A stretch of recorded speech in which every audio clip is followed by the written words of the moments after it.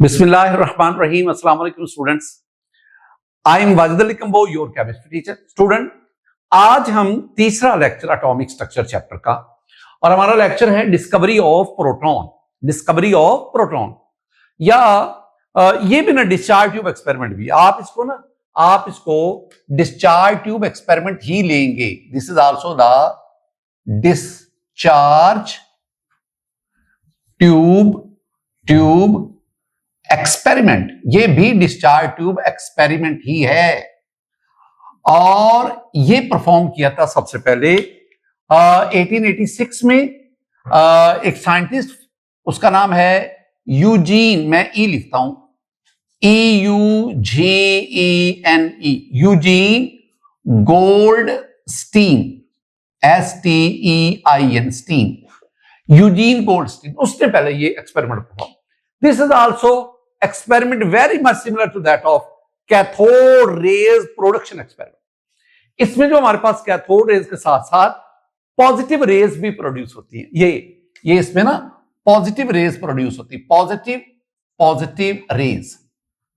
और स्टूडेंट, अगर हम डिस्चार्ज ट्यूब में हाइड्रोजन गैस को लें तो फिर जो पॉजिटिव रेज बनेगी दैट, यानी अगर आप हाइड्रोजन गैस लें, हाइड्रोजन गैस डिस्चार्ज ट्यूब में हाइड्रोजन गैस, तो फिर जो पॉजिटिव रेज बनेगी उनको हम कहेंगे दे आर द प्रोटॉन। और हाइड्रोजन गैस लेकर उनको प्रोटॉन का नाम देना, ये रदरफोर्ड उसके हिस्से में आता है।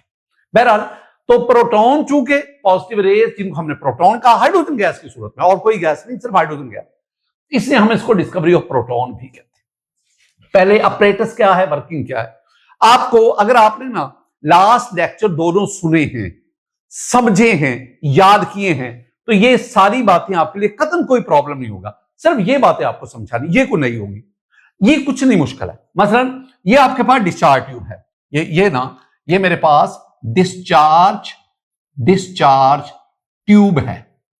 अब ना ऑपरेटर सेटिंग क्या है, मैंने ना ये बैटरी का पॉजिटिव, ये बैटरी कौन सी, high voltage battery, high voltage source, जिसे मैं बैटरी कह रहा हूं, बैटरी, और इसकी वोल्टेज कितनी, वही 5000 से लेकर 10,000 तक वेरिएबल वोल्टेज, वेरिएबल, कम ज्यादा, 5 6 7 8 9, कम ज्यादा आप कर सकते हैं। और ये बहुत ज्यादा वोल्टेज है। आपने इस इलेक्ट्रोड को बैटरी के पॉजिटिव टर्मिनल से जुड़ा, इस पर पॉजिटिव चार्ज आ गया, और मैंने क्या आपको पढ़ाया कि जिस इलेक्ट्रोड पर पॉजिटिव चार्ज होगा हम उसे कहेंगे एनोड। एनोड इधर ले ले कोई फर्क नहीं पड़ता, आप कंसेप्चुअली क्लियर होने चाहिए। और वो ये इलेक्ट्रोड बड़ा मुनफरद लिया है, इसको बैटरी के नेगेटिव टर्मिनल से जोड़ा, इस पर नेगेटिव चार्ज आया, जिस इलेक्ट्रोड पर नेगेटिव चार्ज आएगा हम उसे क्या कहेंगे, हम उसे कहेंगे कैथोड। इसके अंदर आप क्या लेंगे, इसके अंदर हम कोई गैसियस सैंपल लेंगे, कोई गैस लेंगे, एयर लेंगे, वेपर्स लेंगे, वही बातें जो मैंने डिस्कवरी ऑफ इलेक्ट्रॉन में की थी, जो मैंने कैथोड रेज एक्सपेरिमेंट में की थी। तो आप इसके अंदर गैसियस सैंपल लेना है। अच्छा, और इस गैसियस, ये साथ क्या है, ये साइड ट्यूब है जो वैक्यूम पंप से कनेक्टेड है, और इसकी मदद से आप इसके अंदर अपनी मर्जी का प्रेशर एडजस्ट करते हैं। अच्छा, इसमें जो अहम तरीन नुकता वो सिर्फ एक है, और वो ये कैथोड है। ये कैथोड जो है ना, सब कहते हैं this is the perforated cathode. ये कैथोड कोई आम कैथोड नहीं है, ये परफोरेटेड कैथोड है। परफोरेटेड माने क्या इसका, परफोरेटेड के वैसे मीनिंग्स होते हैं छाननीदार, छाननीदार, जिसके अंदर सुराख हो, जिसके अंदर होल्स हो, इसी को ही मैंने ये शो किया है। ये आपके पास क्या है, दिस इज द परफोरेटेड, मैं बार बार लिख रहा हूं, परफोरेटेड कैथोड। ये मैंने ना टर्म आपको याद करवानी है, रट्टा लगवाना है, क्रैमिंग रट्टा, perforated cathode, perforated cathode, perforated cathode, इसको याद करना। ऐसा कैथोड जिसके अंदर सुराख है, ये होल, ये सुराख, WHOLE, होल, या इसको हम परफोरेशन कहते हैं, परफोरेशन। अच्छा, मैं इसको एक और खूबसूरत सा नाम देता हूं, इस होल को मैं कहता हूं CANAL, कैनल। ये कैनल्स हैं, ये जैसे नालियां नहीं होती, नालियां, ट्यूब्स, नालियां, तो ये एक ना बड़े मोटी मोटी ना मेटल की प्लेट होती है, मोटी, काफी मोटी होती है। इसके अंदर ये होल्स होते हैं, कैनल्स होती है, ये वाला। अब इसके अंदर कैथोड रेज प्रोड्यूस होंगी। कैसे होंगी वो तो मैं भी आपको बताऊंगा ना। वो कैथोड रेज इन कैनल्स में से पास करके, सॉरी, इसके अंदर पॉजिटिव रेज प्रोड्यूस होंगे, वो पॉजिटिव रेज इन कैनल्स में से पास करके इधर आ जाएंगे, और at the same time simultaneously यहां से कैथोड रेज भी प्रोड्यूस होंगे। ये कैथोड रेज, अच्छा, कैथोड रेज कैथोड से एनोड की तरफ जाएंगे, पॉजिटिव रेज एनोड से कैथोड की तरफ जाएंगे। जब ये पॉजिटिव रेज इस जगह पे आएंगे ना, इस जगह पे, तो यहां पे हम इनकी प्रॉपर्टीज को स्टडी करेंगे, प्रॉपर्टीज को। ये मैंने सारी बातें की है ना, ये ज्यादातर आप पढ़ चुके हैं। इसमें अपरेटस में सिर्फ एक नई चीज है, सिर्फ एक नई, और वो है परफोरेटेड कैथोड। ऐसा कैथोड जिसके अंदर होल्स हैं, जिसके अंदर कैनल्स हैं, जिसके अंदर परफोरेशन है, उस कैथोड को आपने लेना है। क्यों लेना है? ताकि पॉजिटिव रेज इसमें से गुजर के इस जगह पे आए, और जब वो यहां पे आएंगे तो हम उनकी प्रॉपर्टीज को स्टडी करेंगे। बाकी सारी की सारी बातें, बाकी सारी की सारी वर्किंग, इसमें भी जो रेज प्रोड्यूस होती हैं, चाहे वो कैथोड रेज हो, चाहे वो पॉजिटिव रेज हो, दो ये आयोनाइजेशन ऑफ गैस मॉलिक्यूल से बनती है, स्प्लिटिंग ऑफ एटम से बनती है, जो मैंने आपको कैथोड रेज प्रोडक्शन में बातें की। एक शॉर्ट आंसर क्वेश्चन है, शॉर्ट आंसर क्वेश्चन क्या है? हम पॉजिटिव रेज को canal rays, positive rays, anode rays, तीन इनके नाम है। पहली बात, हम इनको कैनल रेज क्यों कहते हैं? ये मैंने आपको बता दिया कि ये जो रेज हैं, ये जो रेज है, they pass through canals, hole of perforated cathode, canals और होल्स ऑफ परफोरेटेड कैथोड, लिहाजा इनको हम कैनल रेज कहते हैं। एक और चीज, हम इनको ना पॉजिटिव रेज भी कहते हैं। पॉजिटिव रेज क्यों कहते हैं? Due to their positive nature, इन पर पॉजिटिव चार्ज होता है।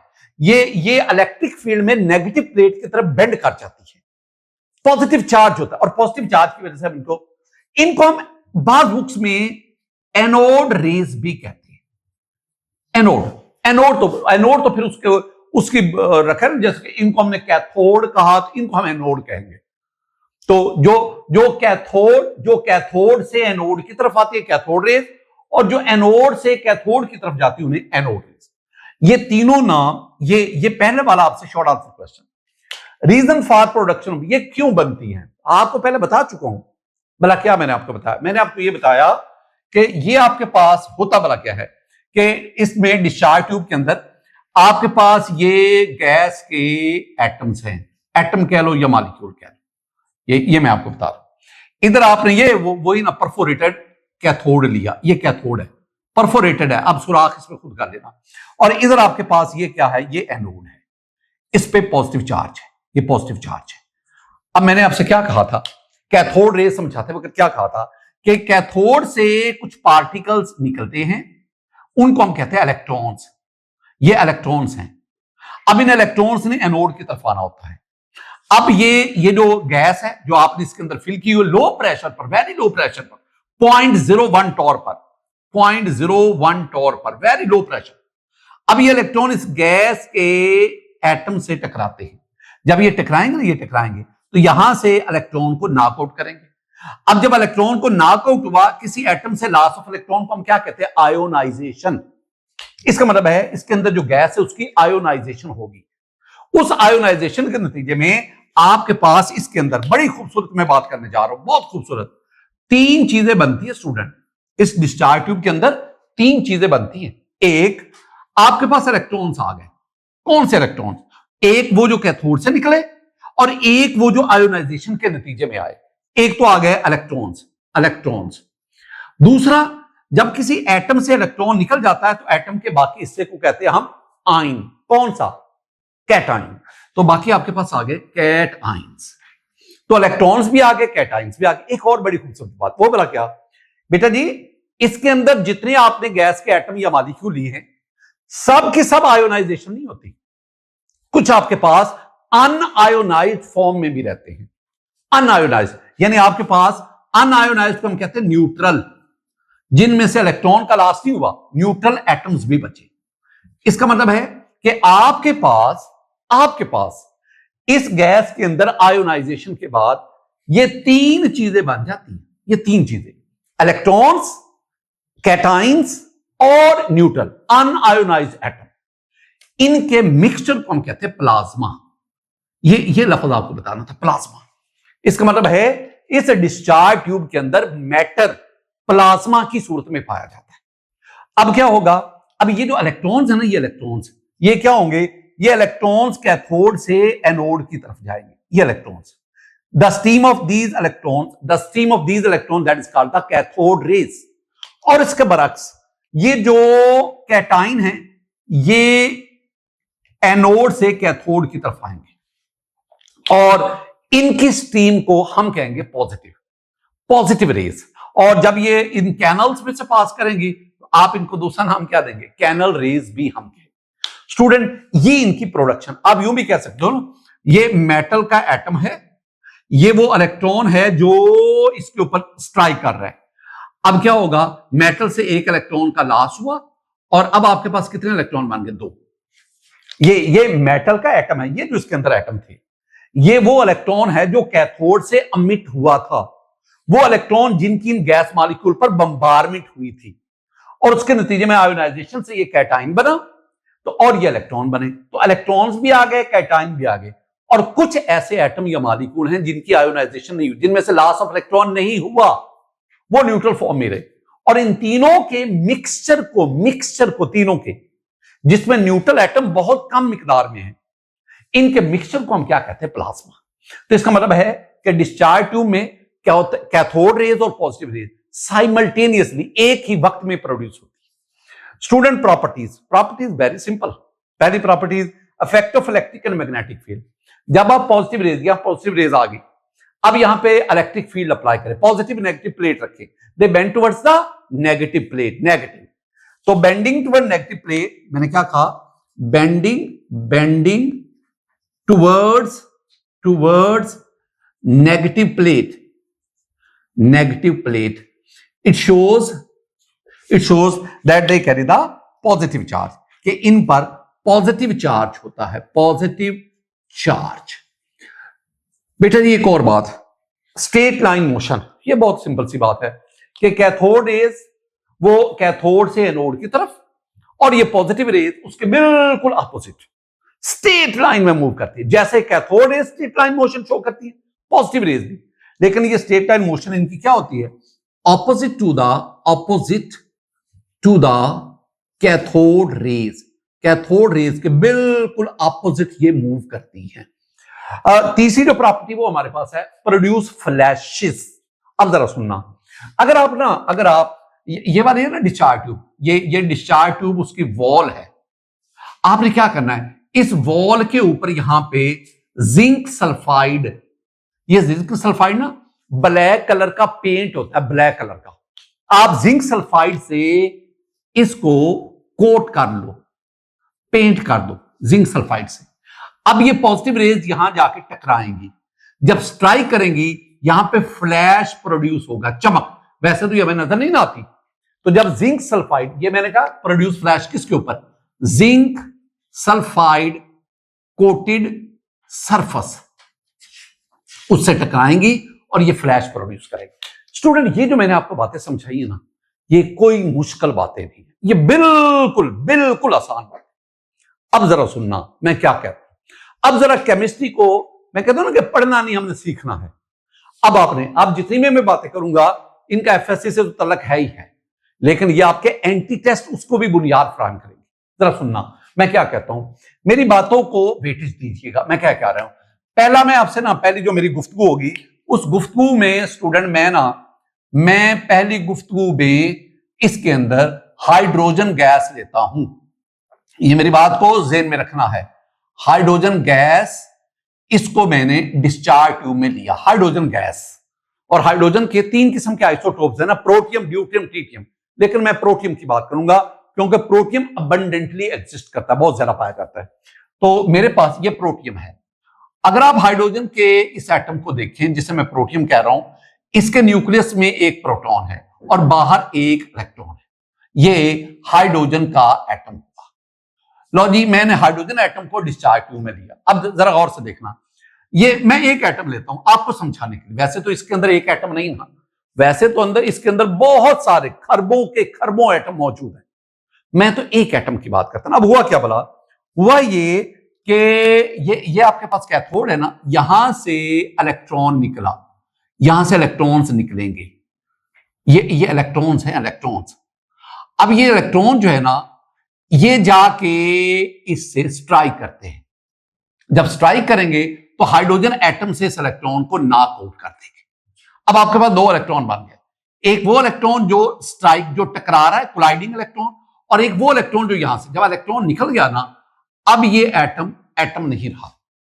अब ये इलेक्ट्रॉन अलग हो गया और न्यूक्लियस अलग हो गया। अब इसका न्यूक्लियस सिर्फ और सिर्फ, यह बात है, इसका न्यूक्लियस सिर्फ और सिर्फ एक प्रोटॉन पर मुश्तमिल है, और उस प्रोटॉन को ही मैं न्यूक्लियस कह रहा हूं। इसका मतलब क्या हुआ? ये तो मैंने एक एटम की सेपरेटिंग बताई ना। हाइड्रोजन का एक और एटम मौजूद है, उसके ऊपर भी इस इलेक्ट्रॉन की बम्बारमेंट हुई। उस बम्बारमेंट के नतीजे में उस एटम का भी इलेक्ट्रॉन नॉकआउट हो गया, और उसका भी जो बाकी हिस्सा बचा ना, एटम के निकल जाने के बाद इलेक्ट्रॉन नॉकआउट हो गया। इलेक्ट्रॉन के निकल जाने के बाद, आयोनाइजेशन के बाद, उसके पास भी एक प्रोटॉन बच गया, जिसपे कौन सा चार्ज है? पॉजिटिव। इसका मतलब है यहां पे जितने भी हाइड्रोजन एटम हैं, मोस्टली हाइड्रोजन एटम की आयोनाइजेशन हुई, इलेक्ट्रॉन निकल गए, और बाकी जो हिस्सा बचा, जिसे मैं कैटाइन कहता हूं, जिसे मैं पॉजिटिव आयन कहता हूं, that only consist of proton. अब ये इधर को चल पड़ते हैं, ये इधर को, और इलेक्ट्रॉन, स्ट्रीम ऑफ इलेक्ट्रॉन इधर को चल पड़ती है। अब अगर मैं इसकी बात करूं कि अगर आप हाइड्रोजन गैस को डिस्चार्ज ट्यूब में लेंगे तो कैथोड रे ये किस पर मुश्तमिल होगी, और पॉजिटिव रे ये किस पर मुश्तमिल होगी? अच्छा, तो हम कहेंगे कि हाइड्रोजन गैस की सूरत में जो कैथोड रे है, दैट कंसिस्ट ऑफ इलेक्ट्रॉन्स, और हाइड्रोजन गैस को अगर आप लेते हैं तो जो पॉजिटिव रे है, दैट कंसिस्ट ऑफ प्रोटॉन। ये जो एक्सपेरिमेंट है ना, ये सबसे पहले रदरफोर्ड ने परफॉर्म किया था। ये रदरफोर्ड ने, ये बात याद रखनी है, ये रदरफोर्ड ने परफॉर्म किया था, रदरफोर्ड ने। और रदरफोर्ड ने कहा था, FORD, रदरफोर्ड ने कहा था कि अगर आप हाइड्रोजन गैस को, ये सुनिए बात, ये MCQ है, अगर हाइड्रोजन गैस को डिस्चार्ज ट्यूब में लेंगे तो जो पॉजिटिव रे बनेंगी, positive ray, they consist of particle and those particles are called proton. तो ये जो प्रोटॉन का नाम है, ये किसने दिया था? रदरफोर्ड ने। और ये क्या है? This is the MCQ। एक तो ये बात आप बीच में लो जी, ये मेरी पहली बात मुकम्मल हो गई। अब अगली बात पे आओ। मैंने ना 3-4 बातें करनी है, लेकिन मैं पहले उसकी ना ग्राउंड बना लूं। दूसरी बात सुनो, अब मैंने बेटा जी क्या किया? अब मैंने ये किया कि अब मैंने डिस्चार्ज ट्यूब में हाइड्रोजन के बजाय कोई और गैस ले ली। सपोज अब मैंने ऑक्सीजन गैस को ले लिया, ऑक्सीजन गैस, अब ये डिस्चार्ज ट्यूब में ले ली। ये ऑक्सीजन, आप जानते हैं ना, ऑक्सीजन का एटॉमिक नंबर 8 होता है, और मैं एक ऑक्सीजन का एटम आपके सामने बनाता हूं। ये न्यूक्लियस जिसमें प्रोटॉन 8, न्यूट्रॉन 8, और ये फर्स्ट शेल जिसमें 2 इलेक्ट्रॉन, और ये सेकंड शेल जिसमें 6 इलेक्ट्रॉन, 1 2 3 4 5 6, ये 6। This is oxygen atom. आपने ना जब ऑक्सीजन गैस इसके अंदर लेते हैं ना, तो ऐसे खरबों के खरबों एटम मौजूद हैं। अब ये मैंने एक ऑक्सीजन एटम बना दिया, ये ऑक्सीजन एटम है, ऑक्सीजन एटम। याद रखना, इसमें प्रोटॉन 8, इसमें इलेक्ट्रॉन 8, और इसमें न्यूट्रॉन 8। ये ऑक्सीजन एटम है। ऊपर हाइड्रोजन था, अब ऑक्सीजन है। गैस की नेचर चेंज हो गई। अब क्या होगा? कैथोड से कुछ पार्टिकल्स निकले जिन्होंने एनोड की तरफ जाना है। इन पार्टिकल्स को हम क्या कहते हैं? These are electrons. अब इन इलेक्ट्रॉन की बम्बारमेंट हुई। अब इस इलेक्ट्रॉन ने इस ऑक्सीजन एटम से इस इलेक्ट्रॉन को नॉकआउट कर दिया। अब जब ऑक्सीजन एटम से इलेक्ट्रॉन निकलेगा, अब प्रोटॉन तो 8 है, अब इलेक्ट्रॉन कितने रह गए? 7। जब इलेक्ट्रॉन कम हो जाएंगे, अब ये एटम नहीं रहा। इस लॉस ऑफ इलेक्ट्रॉन से ये क्या बन गया? इस पे चार्ज पन, और ये क्या बन गया? कैट आयन बन गया। मैंने आपसे क्या कहा कि आपके पास ये ऑक्सीजन का एटम है, ऑक्सीजन का एटम, मैं इसको लिखता हूं 816। क्या मतलब 816? 8 ये नंबर ऑफ प्रोटॉन और ये नंबर ऑफ इलेक्ट्रॉन को जाहिर करता है, और ये 16 क्या, ये प्रोटॉन प्लस न्यूट्रॉन को, तो इसका मतलब इससे न्यूट्रॉन आ गया 8। अब आपने क्या किया, एक इलेक्ट्रॉन यहां से ये वाला जो है इसकी बम्बारमेंट हुई। अब इस इलेक्ट्रॉन ने क्या किया, इस इलेक्ट्रॉन ने इस एटम से एक इलेक्ट्रॉन को निकाल दिया। जब ऑक्सीजन से एक एटम निकल गया, प्रोटॉन तो 8 ही है, वो तो 8 ही है ना, लेकिन इलेक्ट्रॉन अब रह गए 7, जिसकी वजह से इस पे चार्ज आ गया +1। अब इसको हम कहते हैं कैटाइन, ये कैटाइन। और इलेक्ट्रॉन कितने बने, 2। ये 2 कहां से आ गए, एक तो वो इलेक्ट्रॉन जो स्ट्राइक कर रहा है और एक वो इलेक्ट्रॉन जो यहां से निकला, इसको कहते हैं लॉस ऑफ इलेक्ट्रॉन। कैटाइन का बनना केमिस्ट्री में से कहते हैं आयोनाइजेशन। तो इसका मतलब है यहां पे क्या हो गई, आयोनाइजेशन और आयोनाइजेशन। अब ना यहां पे दोबारा वही बात आ गई, ये तो एक एटम की मैंने कहानी बताई ना, अगर इसके अंदर खरबों के खरबों एटम है, उनमें से मोस्टली एटम से इलेक्ट्रॉन निकलता जाएगा और वो एटम किस में कन्वर्ट होते जाएंगे, कैटाइन में, पॉजिटिव आयन में कन्वर्ट होते जाएंगे। वो जो इलेक्ट्रॉन है ना, वो कैथोड रेज बनकर इधर को चल पड़ेंगे, और जो पॉजिटिव आयन कैटाइन है वो पॉजिटिव रे बनकर इधर चल। अगर मैं आपसे कहूं कि जनाब अगर आपके पास डिस्चार्ज ट्यूब में ऑक्सीजन गैस हो, तो अब मुझे बताएं कि कैथोड रे किस पर मुश्तमिल है, कैथोड रे, तो आप कहेंगे सर अब cathode ray that consist of electron. अच्छा, पहले जब आपने हाइड्रोजन गैस ली, कैथोड रे किस पर मुश्तमिल है, इलेक्ट्रॉन पर। ऑक्सीजन गैस ली, गैस को बदल दिया, लेकिन अब भी कैथोड रे किस पर मुश्तमिल है, इलेक्ट्रॉन्स पर। मैं कहना क्या चाहता हूं, मैं कहना यह चाहता हूं आप डिस्चार्ज ट्यूब में जो मर्जी गैस लें, हाइड्रोजन लें, ऑक्सीजन लें, नाइट्रोजन लें, हीलियम लें, जो मर्जी गैस लें, कैथोड रेज हमेशा किस पर मुश्तमिल होंगी, इलेक्ट्रॉन्स पर। तो the nature of gas does not affect the nature of cathode ray in all of the gas. तमाम गैस के केस में the cathode raise will only consist of electron. ये पहली अहम बात मैंने अब तक कन्वे कर दी। ये बात ना, ये पहला पॉइंट ये आपने ज़हन में रखना है कि the nature of cathode raise does not depend upon the nature of gas inside the discharge tube या द नेचर ऑफ इलेक्ट्रोड्स। ये इलेक्ट्रोड किसका बना हुआ है, इससे कोई ताल्लुक नहीं। अब दूसरी बात, क्या पॉजिटिव रेज में भी ऐसा है? आंसर है नो नो नो, ऐसा नहीं है। जब आपने हाइड्रोजन गैस को लिया तो पॉजिटिव रे जो है ना, ये पॉजिटिव रे that consist of proton, single proton. और जब आपने ऑक्सीजन को लिया, द पॉजिटिव रे, इसके जो पॉजिटिव रे है that consist of a cation. कौन सा कैटाइन? जिसके पास प्रोटॉन 8 है, जिसके पास न्यूट्रॉन 8 है, और जिसके पास इलेक्ट्रॉन कितने हैं, 7, और जिसपे चार्ज क्या है, जिसपे +1 चार्ज है। इसका मतलब है हाइड्रोजन गैस की सूरत में जो पॉजिटिव रे है वो सिंगल प्रोटॉन पर मुश्तमिल है, एक प्रोटॉन पर। और ऑक्सीजन गैस की सूरत में जो पॉजिटिव रे है वो एक ऐसे कैटाइन पर मुश्तमिल है जिसमें एक प्रोटॉन नहीं, 8 प्रोटॉन, 8 न्यूट्रॉन, 7 इलेक्ट्रॉन। इसका मतलब क्या हुआ? इसका मतलब है कि जब आप हाइड्रोजन की बजाय ऑक्सीजन लाए ना, तो पॉजिटिव रे की नेचर बदल जाती है। हाइड्रोजन कैथोड रेज की नेचर नहीं बदलती, पॉजिटिव रेज की नेचर बदल जाती। ये दूसरी बात आपने मेरी सीन में बिठानी। भला क्या? The nature of positive raise depends upon the nature of residual gas. ये एक एमसीक्यू है।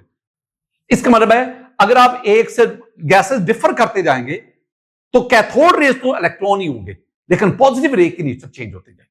एक और खूबसूरत बात, तीसरी बात, मैं ये पॉइंट आपको गिराता जा रहा हूं कि कितने मैं आपको समझा रहा हूं।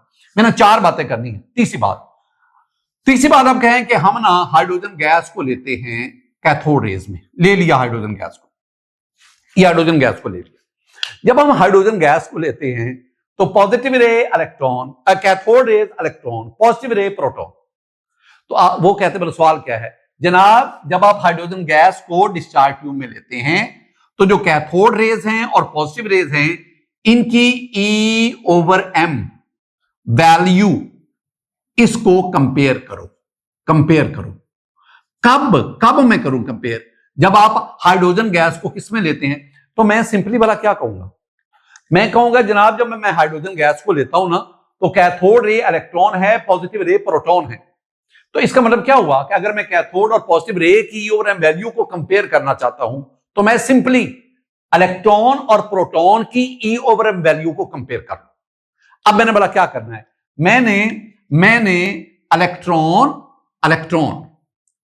और प्रोटॉन इनकी ये मैं मिटा रहा हूं। मैंने इलेक्ट्रॉन और प्रोटॉन इनकी ई ओवर एम वैल्यू को कंपेयर करना है। तो मुझे पहले तो इनका ई चाहिए। ई मीन चार्ज। स्टूडेंट, इलेक्ट्रॉन पे चार्ज 1.6022 10⁻⁻19 कूलम। प्रोटॉन पे चार्ज वो भी इतना। फर्क क्या है? फर्क है कि इलेक्ट्रॉन के इस चार्ज को हम नेगेटिव से जाहिर करते हैं, प्रोटॉन के इस चार्ज को। मैग्नीट्यूड सेम है, यानी इलेक्ट्रॉन और प्रोटॉन पर जो चार्ज है उसका मैग्नीट्यूड सेम है। मुझे मैग्नीट्यूड से खर्च है, ठीक हो गया, इट्स ओके। अब मैस आप जानते हैं, mass of proton is 1836 times greater than mass of electron. Proton का मैस इलेक्ट्रॉन के मैस है। प्रोटॉन एक heavy, electron light, charge same है, मैस प्रोटॉन का ज्यादा है। अच्छा, अब ना ये जो होता है ना ई ओवर एम, जरा इसको गौर से देखना कि ई ओवर एम है क्या। ई ओवर एम, अब देखो दोनों का ई सेम है। अब फैसला कौन करेगा? मैस करेगा। अब मैस नीचे है डिनोमिनेटर में, तो मैं क्या कहूंगा, दोनों में से इलेक्ट्रॉन प्रोटॉन दोनों में से जिसका मैस नीचे है, डिनोमिनेटर में नीचे, जिसका मैस ज्यादा होगा उसकी ई ओवर एम वैल्यू कम होगी, या जिसका मैस कम होगा उसकी ई ओवर एम वैल्यू ज्यादा होगी। मतलब अगर हाइड्रोजन का प्रोटॉन का मैस 1836 टाइम ज्यादा है तो प्रोटॉन की ओवर एम वैल्यू 1836 टाइम कम होगी। यह तीसरी बात आपको समझानी। क्या बोला मैंने? मैंने आपको समझाया कि अगर आप हाइड्रोजन गैस को डिस्चार्ज ट्यूब में लेते हैं तो जो कैथोड रेज और पॉजिटिव रेज, अगर आप इनकी ओवर एम वैल्यू को कंपेयर करना चाहते हो तो मैं क्या कहूंगा? मैं कहूंगा E over M of cathode rays is 1836 times greater, ज्यादा है देन पॉजिटिव रेज। अब यहां एक बात बड़ी काबिल गौर है, पॉजिटिव रेज से मेरी मुराद क्या है? प्रोटॉन, और कैथोड रेज से मेरी मुराद क्या है? इलेक्ट्रॉन्स। ये मैंने आपको बता दिया। अब हम आगे बढ़ते हैं, और आगे मेरे पास एक और बहुत बहुत अहम नुक्ता है, और वो नुक्ता भला क्या? नुक्ता ये है कि पहले मैंने हाइड्रोजन गैस से, अब आप ना सिर्फ पॉजिटिव रेज पे आ जाओ। हाइड्रोजन गैस ली, अब ऑक्सीजन गैस ली। ये एक एमसीक्यू है और मैं चाहता हूं मेरे बच्चे इस एमसीक्यू को आंसर करें। आपने ना हाइड्रोजन गैस ली, आपने हीलियम गैस ली, नाइट्रोजन गैस ली, कार्बन डाइऑक्साइड गैस ली, मीथेन ली। ये डिफरेंट गैसेस हैं। इन ऑक्सीजन भी शामिल कर लो, ये डिफरेंट गैसेस हैं। इन गैसेस को वन बाय वन आपने यहां पे लिया। जो कैथोड रेज बनी ना इन सारी गैसेस की सूरत में, वो तो इलेक्ट्रॉन ही है। हाँ, जो पॉजिटिव रे है ना, पॉजिटिव रे जो इनकी सूरत में बनी, इन सब की जो पॉजिटिव रेज हैं वो एक दूसरे से डिफर करेंगी, मुख्तलिफ होंगी। अब मैं चाहता हूं इन सब की जो पॉजिटिव रेज बनी है ना, उन पॉजिटिव रेज की ई ओवर एम वैल्यू को कंपेयर करो। बेटा जी, इन सब की जो पॉजिटिव रे बनेगी +1 +1 +1 +1 +1, सब पे चार्ज तो सेम होगा, तो फैसला कौन करेगा? मैस। अब मैस नीचे है, जब मैस है डिनोमिनेटर में जो वैल्यू हो ना, तो वो हमें क्या बताती है कि अगर मैस कम होगा ई ओवर एम वैल्यू ज्यादा होगी। मैंने क्या कहा? मैंने कहा अगर मैस कम होगा तो ई ओवर एम वैल्यू ज्यादा होगी। अब इन सब का मैस नोट करो। आपको पता है मैस का? हाइड्रोजन का मैस 2, H2 का 2, हीलियम का 4, नाइट्रोजन का 28, कार्बन डाइऑक्साइड 44, मीथेन 16। तो किसका मैस सबसे कम है? अगर मैस कम होगा हाइड्रोजन का, तो ई ओवर एम वैल्यू सबसे ज्यादा किसकी है? हाइड्रोजन की। अच्छा चला मुझे बताओ, मैं कहता हूं कि आपने ये 5 गैसेस 1 बाय 1 डिस्चार्ज ट्यूब में दी। बताओ इनमें से किसकी कैथोड रेज की ई ओवर एम वैल्यू ज्यादा होगी? कैथोड रेज की, बताओ किसकी ज्यादा होगी? इसमें सबकी कैथोड रेज की E over M value same होगी, क्योंकि कैथोड रेज तमाम गैसेस के लिए कैथोड रेज की नेचर क्या होती है? सेम होती है। और अगर मैं कहूं बताएं इनमें से किस गैस की ई ओवर एम वैल्यू सबसे कम होगी, तो उसकी कम होगी जिसका मैथ सबसे ज्यादा होगा, और सबसे ज्यादा मैथ किसका है? कार्बन डाइऑक्साइड का। स्टूडेंट, ये आखिर में मैंने आपको कुछ पॉइंट्स, कुछ बातें आपके साथ शेयर की।